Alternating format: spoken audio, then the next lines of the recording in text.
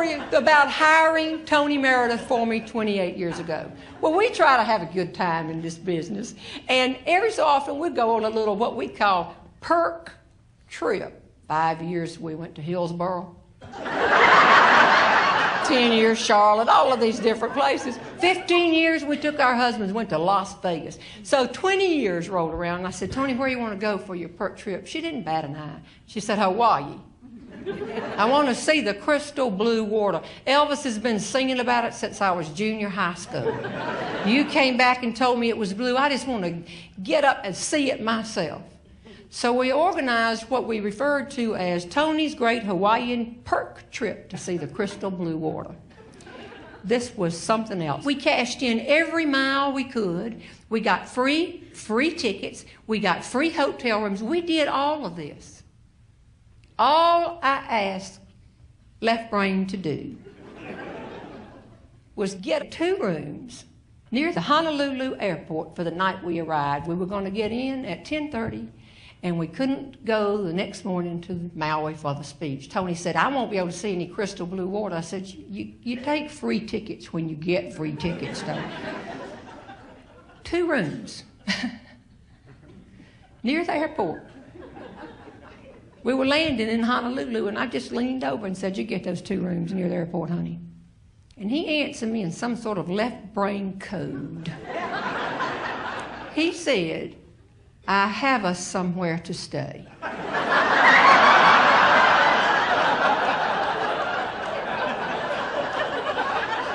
No. The answer to did you get those 2 rooms near the airport is either yes I did or no I didn't. It never is and it never will be. I have us somewhere to stay. Minutes after we got off that airplane, Tony and her husband Tom sitting right up here. I have witnesses. And Jerry and I were standing in the underbelly of the Honolulu airport, checking into the Honolulu airport mini suites, nap and shower.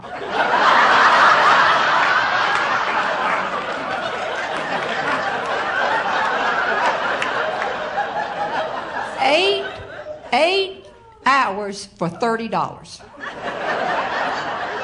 We're just so struck by this. The 3 of us can't speak.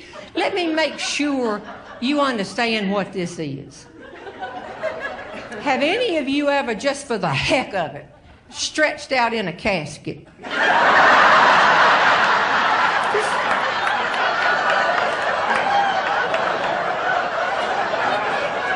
Or, you know, when you watch CSI and they go into the morgue, and somebody always goes and pulls out a drawer. Whoa. This is like that drawer. I had an MRI last year, and the nurse is saying, now, Ms. Robertson, this could be scary. I said, I have been there. I have done that. This is not going to bother me at all. They put Jerry in his, what I call a tube. We were in tubes. He was asleep in 20 seconds. Happy. Not only saving money from those hotel rooms, but those big shuttle tips back and forth between the airport and the hotel. Tom Meredith, sitting right here, who has claustrophobia, is a tube away, wild-eyed. 8 hours. What time is it? What time is it?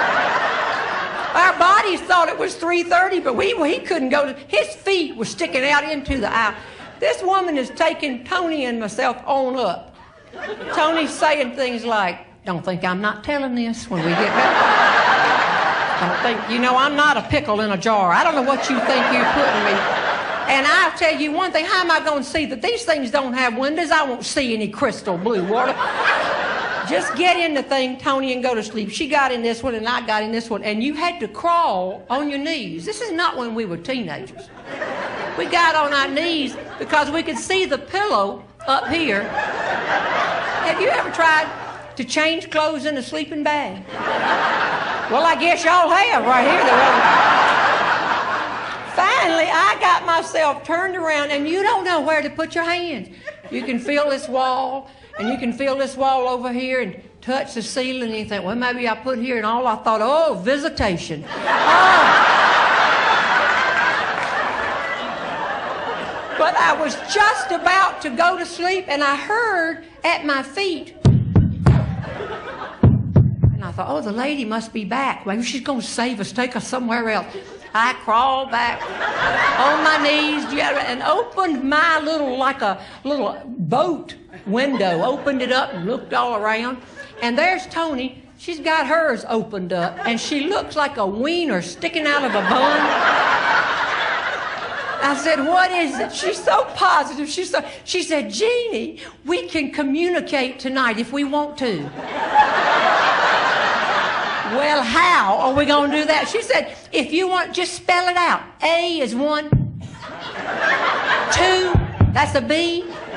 3, that's a C. I said, Tony, by the time we tap out, what time do you want to get up in the morning? It will be morning. And I slammed my door and went away. I realize now I didn't hear her slam for a few long seconds, and I might have irritated her just a little bit, but I came back. And by now my sheets are out of my tube, and I wanted to ball them up and throw them on the floor, but there wasn't a floor. And have you ever tried to make up your own bed when you were all on top of it? Jump! You would jump and jump, pull a sheet. Jump, pull a sheet. Jump, pull a sheet. I was finally trying to get around, and I came back and was just sitting here thinking, all right, we got 7 hours and 47 minutes. All right, light off. I'm gonna go. And I heard from my right, from Tony's side. And I knew she wanted me at that door.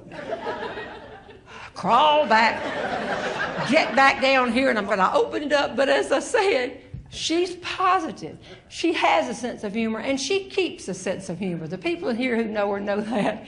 She was smiling. She said, good news and more good news. I said, what is the good news? She said, the good news is if you push the wall behind your pillow, it'll collapse. And if you can pull yourself through, I found the and shower part of the Honolulu airport's mini suite nap and shower.